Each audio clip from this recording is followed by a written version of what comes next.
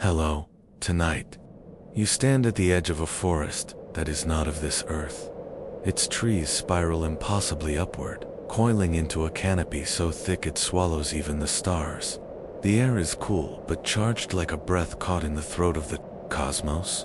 You feel the hum before you hear it, a vibration under your feet, pulsing slow and deep, as if the roots beneath you carry not water, but memory. Welcome to the foot of Yggdrasil, the world tree, the axis of all myths. And tonight, you probably won't survive this journey. Not entirely so. Before you relax, consider liking and subscribing, but only if you truly enjoy what I do here. Tell me in the comments, where are you listening from, and what time is it there? Now dim the lights, maybe turn on a fan for that soft background noise, and let's slowly begin tonight's voyage. The moss glows faintly under your steps. You don't walk so much as drift, drawn forward by the sound of something older than time and far more curious than divine. And then you hear them, voices, whispered, layered, sibilant, like silk, unraveling. They aren't calling you, not yet. They're remembering themselves. Beneath the world tree, where its roots coil into unseen dimensions, lie legends too dark to survive the daylight of modern retellings. You step over the cracked remains of tablets etched in runes that rewrite themselves when stared at too long. You duck beneath vines veined with stardust. The air tastes like the first lie ever told. Scholars still debate whether Yggdrasil was meant to symbolize cosmic balance, an axis mundi, or something more sinister, a metaphysical prison where untold truths are chained beneath divine narrative. You start to wonder if the gods built their stories not to guide you, but to protect themselves from what came before. A widely accepted belief is that Yggdrasil links 9 realms of Norse cosmology, but few mention the so-called 10th route, a phantom passage referenced only once in a fragmented Icelandic charm, which suggests that something was sealed beneath the tree long before the Aesir carved their myths into its bark. You feel the pull of that forgotten root now, leading you not downward, but inward, to the soil of reality's underside. The whispers grow louder, but not in volume, in understanding. They begin to sync with your thoughts, threading their syllables into your memory like they've always belonged there. A branch unfurls before you like an invitation. It's not made of wood, it's made of moments. A child's forgotten lullaby, a king's final scream, a name scratched into a cave wall, never spoken aloud. You reach out and touch it, and suddenly you're falling not physically, but ideologically. Every certainty you've ever held drops from you like old skin as you descend into the underroot. The air thickens with symbols that float like pollen, glyphs that drift in and out of legibility, changing depending on your emotions. The deeper you go, the more the tree feels less like a structure and more like a living contradiction, being made of memory and amnesia, presence and denial. You arrive in a chamber carved into the roots themselves. A single candle flickers in the middle, casting shadows that refuse to behave. They bend in reverse. They flinch when you look at them. One moves independently, pauses, then bows. And then, you see it? A tablet, blank. Except, it eyes in. Single quotes, the surface isn't carved, but fluid, like a pool reflecting not your face, but your concept. And in it, you see your forgotten fears, your repressed desires, the myths you never dared tell yourself.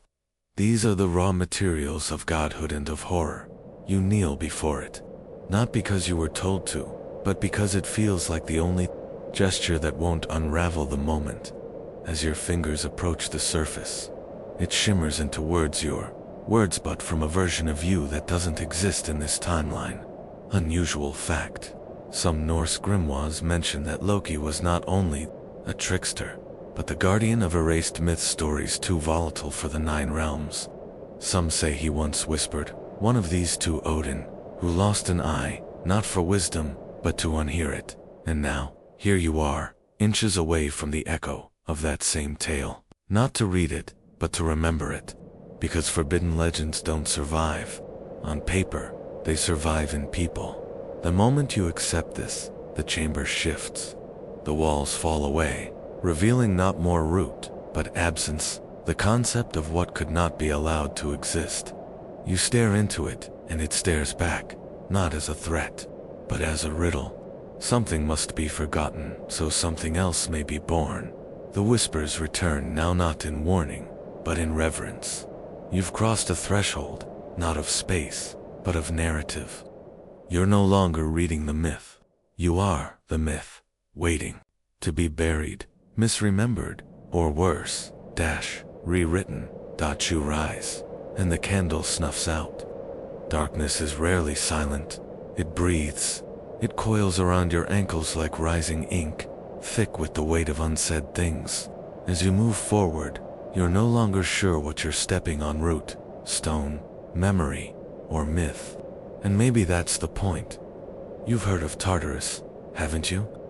The ancient Greek pit beneath even Hades, a prison, not for mortals, but for primordial forces the Olympians couldn't destroy. The Titans, the monsters that birthed monsters. But here's the thing, scholars rarely admit.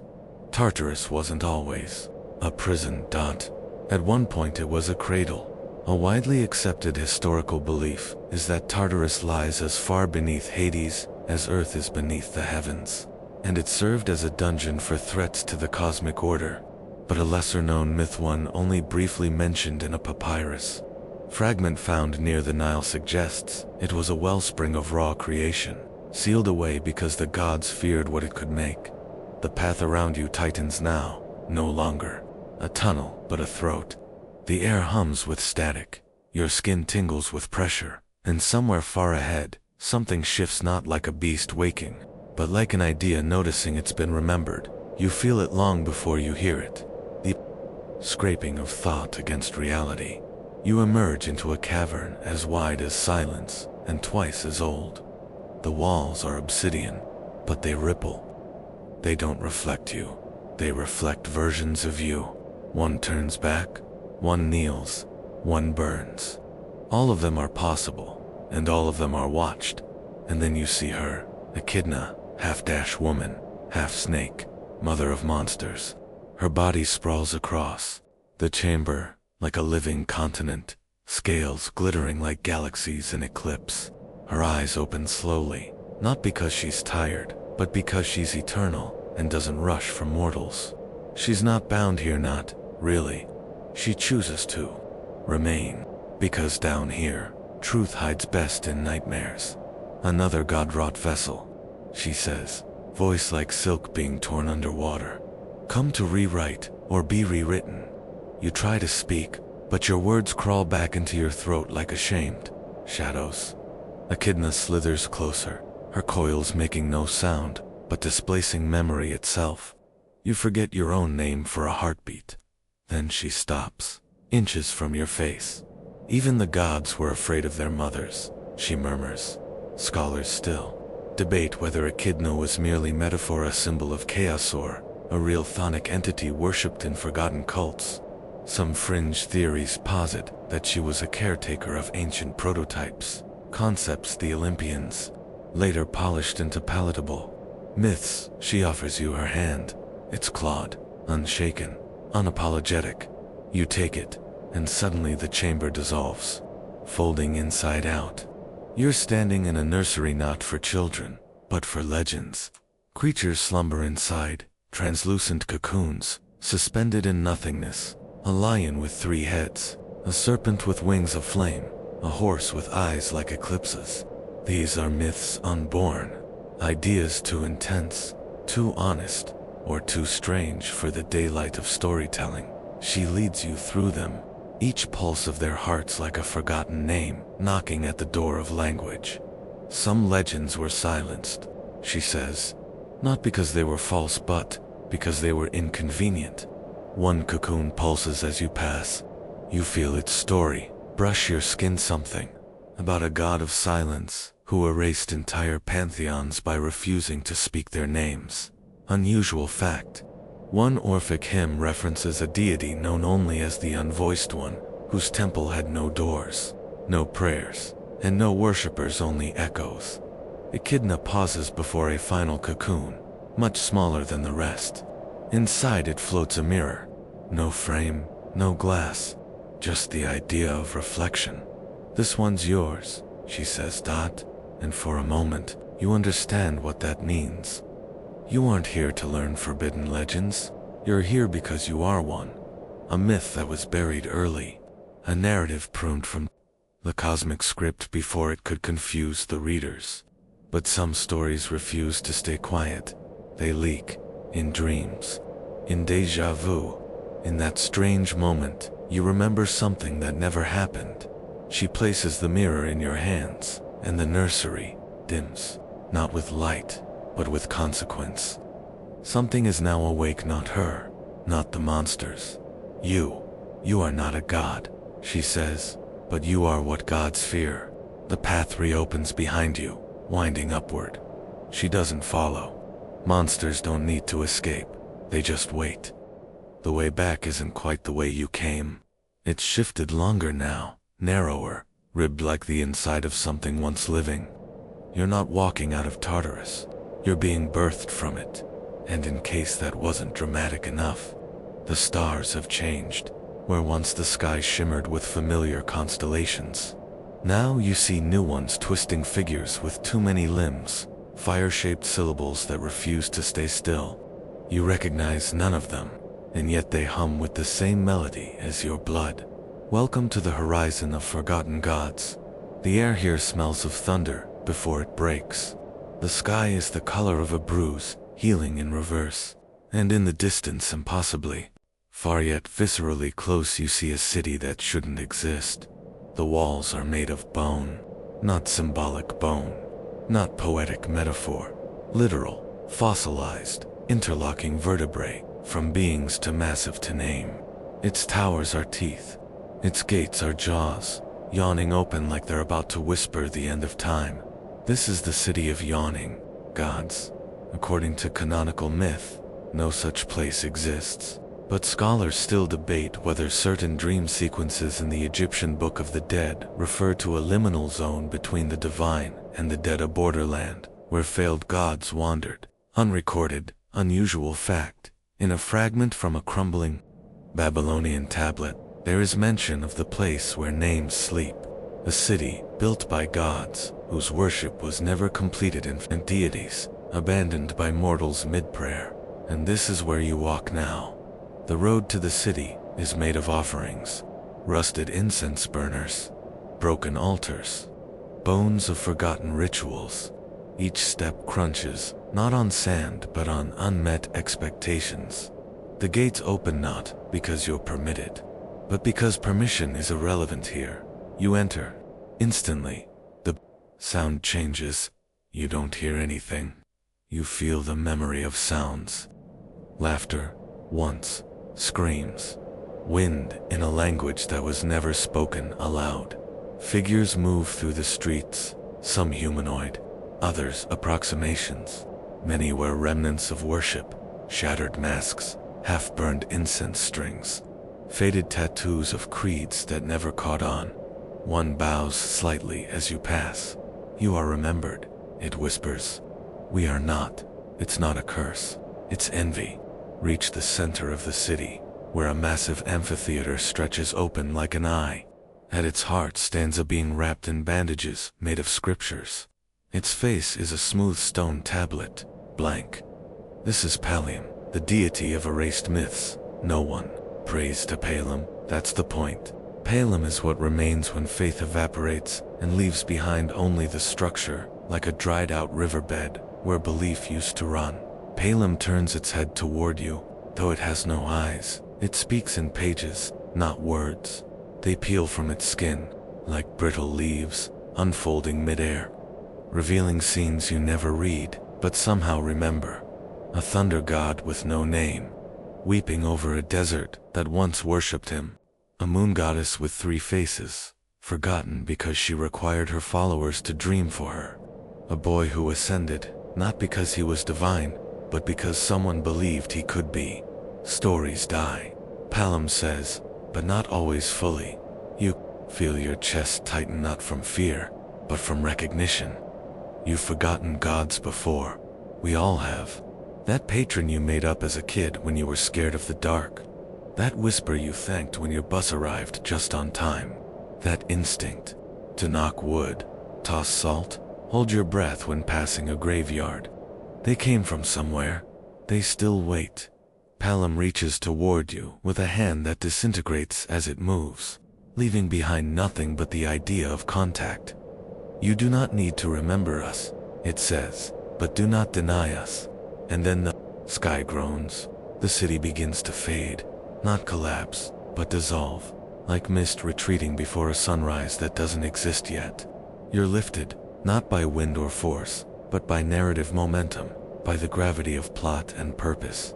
And as you rise, you see it, painted across the clouds in fire not meant to burn. All gods were real, once. You descend like a falling thought light at first, then faster, deeper, sharper. The horizon swallows you whole, and you land not with a crash but a hush, as though the universe has politely closed a door behind you. You're no longer in the city of forgotten gods. That place is dust now, folded back into the creases of untold stories. You are somewhere colder, darker, lonelier. You're in the archive of unspoken fates. The floor beneath you is obsidian glass. The ceiling above is an abyss of stars, except the stars are moving, gliding like fish through an invisible ocean, trailing memories behind them like fins. You stand in a hallway that isn't a hallway. It stretches in every direction but also seems to loop, as though space itself is reconsidering its choices. This is where destinies go, when no one wants them. Widely accepted historical fact. In many mythologies from Greek to Norse to Hindu, fate is portrayed as a woven tapestry, strands spun by divine beings who record, predict, or even control human lives. But some strands are too frayed, too tangled, too disturbing. Unusual fact. An untranslated portion of the pyramid texts refers to those whose fates turned inside out, suggesting an awareness of destinies so implausible or painful that even the gods buried them. Scholars still debate whether these references allude to lost creation myths, or failed attempts at divinity beings who tried to become gods and were instead erased from both myth and memory. You begin to walk. The air feels thick, not like water, but like secrets pressing against your skin. As you move, doors form and unform in the walls. No handles, no hinges, just sudden rectangular voids filled with light or shadow. Behind one, you see a child writing their own death in reverse. Behind another, a woman arguing with a reflection that ages without her. Behind a third, a blindfolded sphinx unweaving her own riddle strand by strand.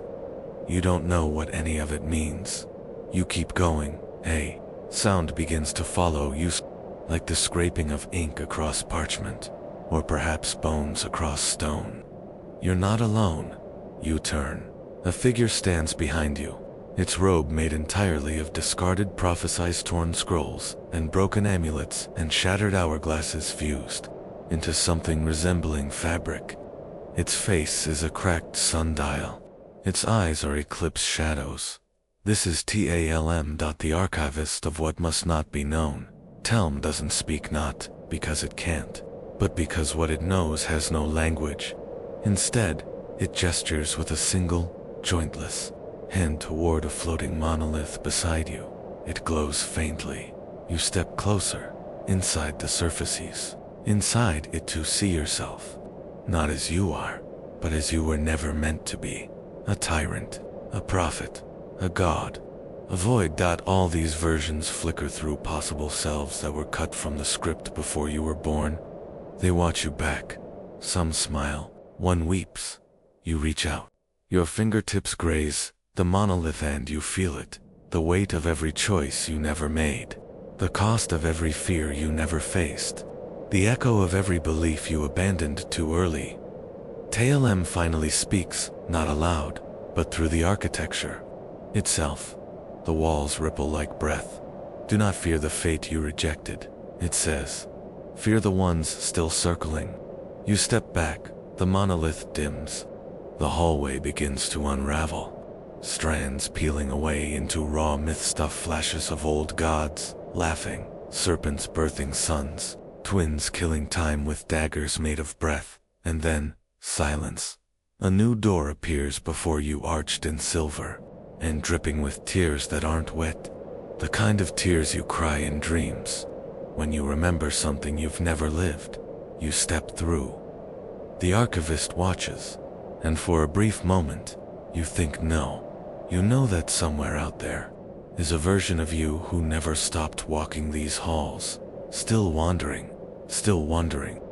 The air changes as soon as you cross the threshold, sharper now, but not cold. It's the kind of sharp that lives in the moment before a storm, or in the breath you take just before speaking something you know you shouldn't. You've entered the Garden of Divine Errors, which, to be clear, is not a garden in the mortal sense. There are no begonias, no neatly trimmed hedges, no overly smug statues of marble philosophers mid-thought. Instead, this place blooms with impossibilities. The trees are tall, yes, but their bark is made of interlocking names of forgotten saints, heretical deities, and spirits that were never born. Their branches reach upward into a sky that's bleeding gold and weeping ink. Every flower glows faintly with forbidden memory. This is where the gods bury their regrets. Widely accepted historical fact, ancient mythologies often describe gods as omnipotent, yet still prone to very human mistakes. Zeus's jealousy, Shiva's rage, Inanna's vanity. But myth doesn't always forgive. Unusual fact, in several Gnostic traditions, particularly the Sethian branch, it is claimed that the demiurge, a lesser god who created the material world, made flawed humans, not by malice, but through miscalculation. Scholars still debate whether this was an early theological attempt to reconcile divine imperfection with human suffering, or simply an origin story that got edited into obscurity. You walk slowly. Leaves drift around you, light as ash but humming like bees. You pass a stream that flows in two directions at once toward the beginning and the end. In its reflection, your face is younger, but your eyes look centuries old. You approach the centerpiece of the garden, a massive tree, black as the inside of a closed book. Its roots coil across the ground like sleeping serpents. Its leaves flicker in and out of visibility, as if the tree is unsure whether it should be here. At its base lies a cracked mirror, barely held together by threads of starlight. You kneel, curiosity a stronger pull than caution. In the mirror, you see Osiris turning away from his own resurrection, whispering, "Not yet." Loki pausing before a trick, considering mercy.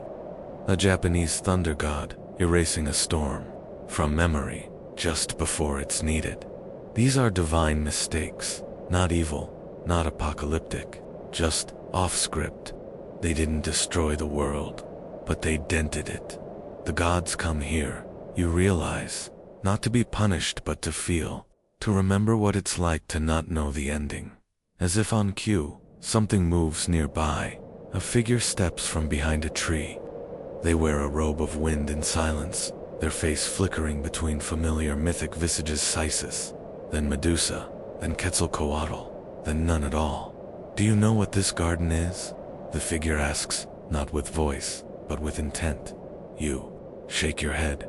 It is where the gods go to apologize, not to you, to themselves.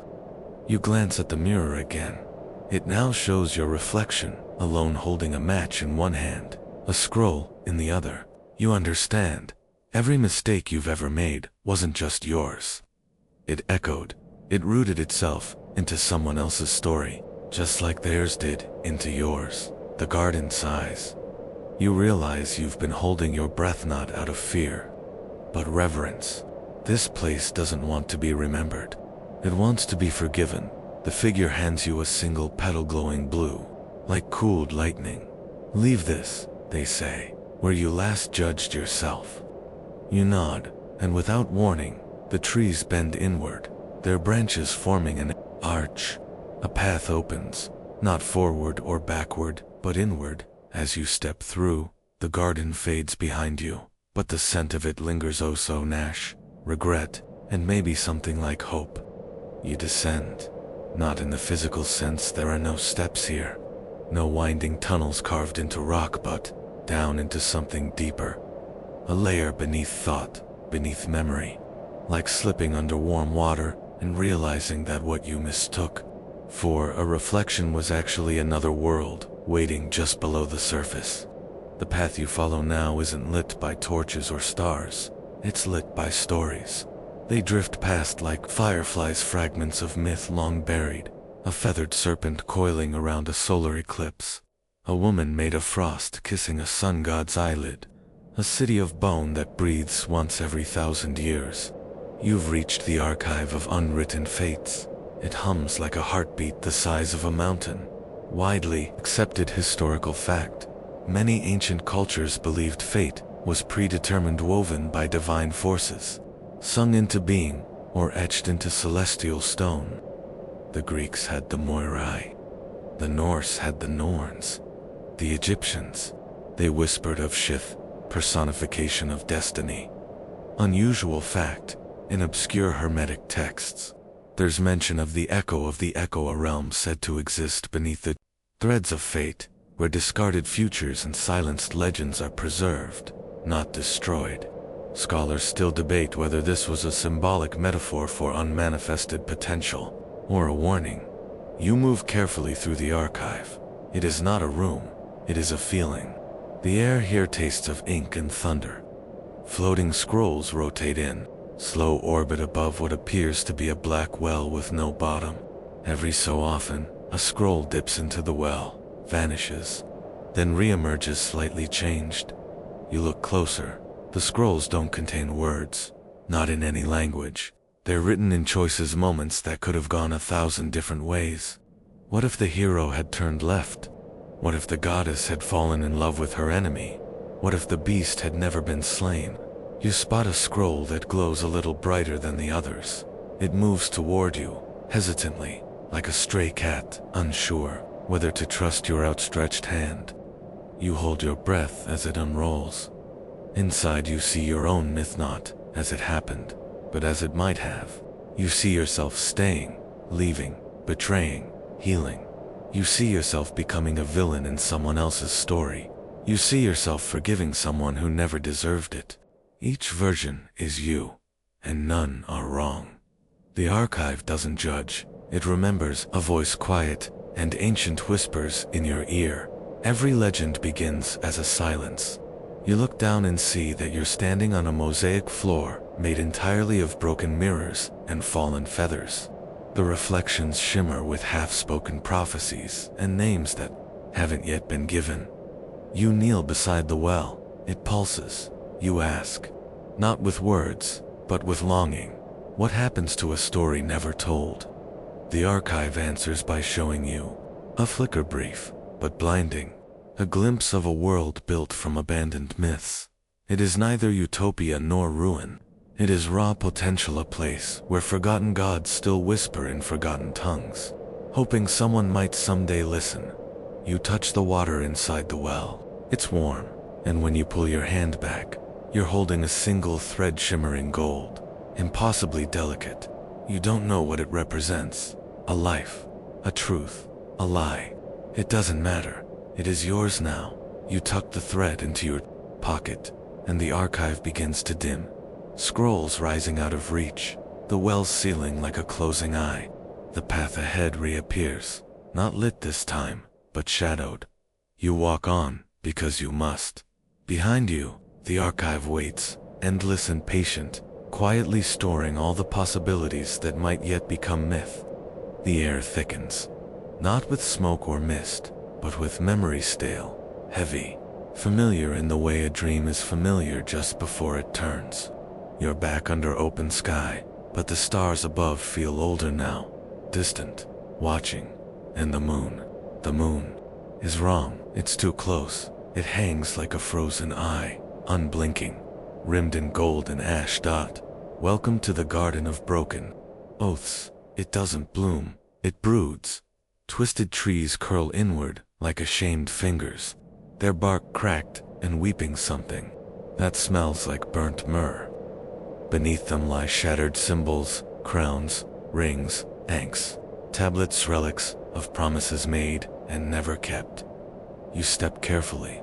The soil squelches, as though fed not by water, but by whispered betrayals. And then, one root lifts, slightly, slowly, as if acknowledging your presence. Something here knows you. Widely accepted historical fact in many mythologies. Sacred oaths were more binding than law. In Egypt, the concept of mat order, truth, balance meant that to break an oath wasn't just a lie. It was a cosmic fracture. Unusual fact.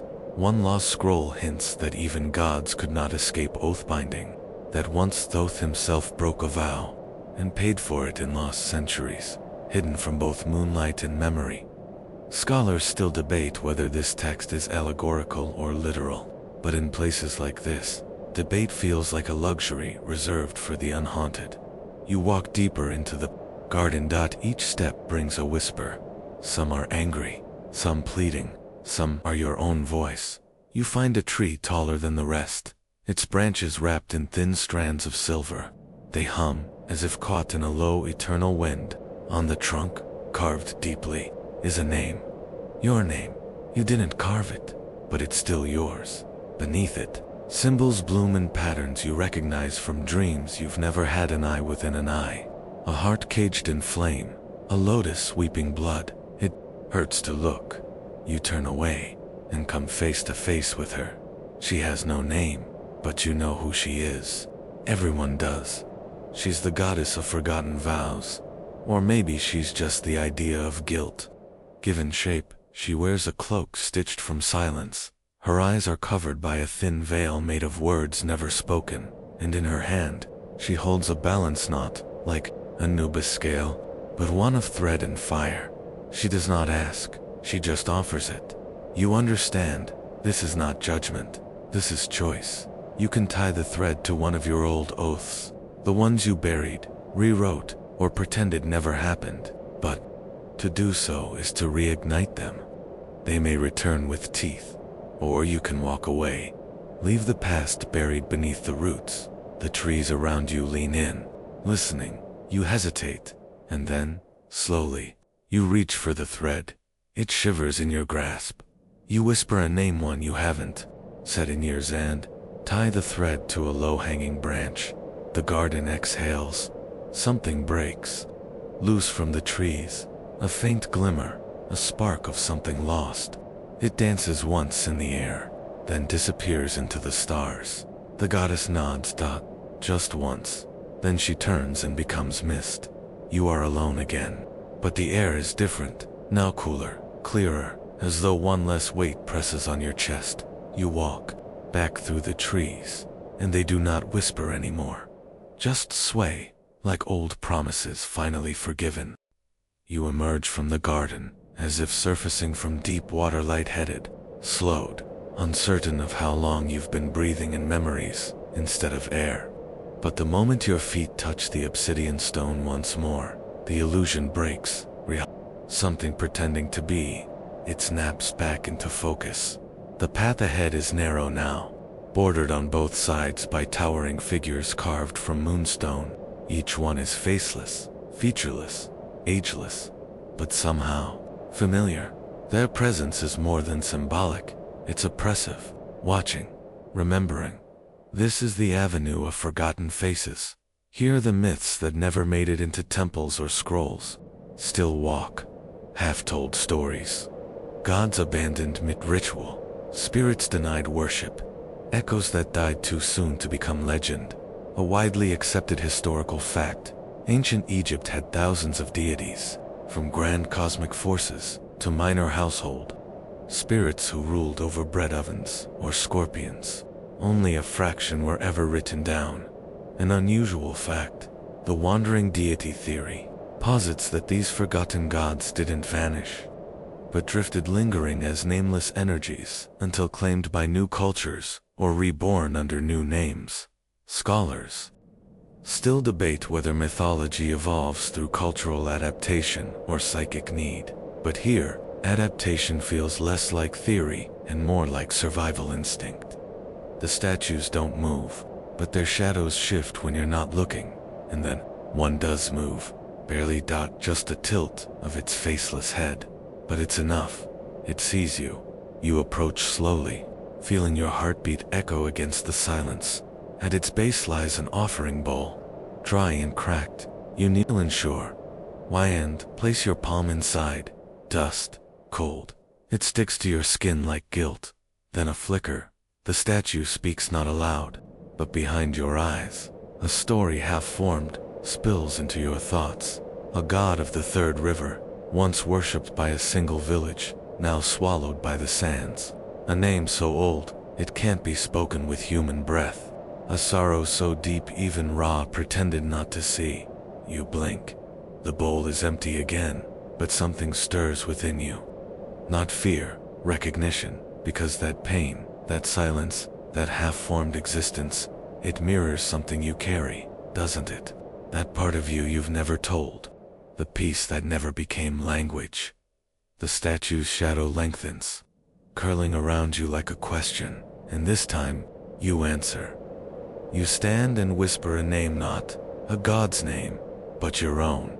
The version of it that never got to be, the one that dreamt instead of did. The shadows still, and then, one by one, the other statues bow. Not deeply, not in reverence, but in acknowledgement. You walk forward now, past the monoliths, past their forgotten names and misplaced myths, because something in you remembers. Not the details, not the dogma, but the silence between the stories. And in that silence, you carry them, you become them, and they follow, quietly, no longer forgotten, but walking with you. The path widens and the air thickens with incense sweet, heavy, and ancient, drawing you into a vast chamber carved from twilight itself, where walls pulse with shifting hieroglyphs that flicker like living flame. Here, the god Set waits, his figure cloaked in shadow and storms, embodying chaos and the eternal struggle between order and entropy, his eyes glowing amber with a secret fury known only to those who dare glimpse beyond the surface of myth. Widely accepted historical fact, Set was both a god of disorder and protector of Ra's solar bark, symbolizing the duality of destruction and preservation in Egyptian belief.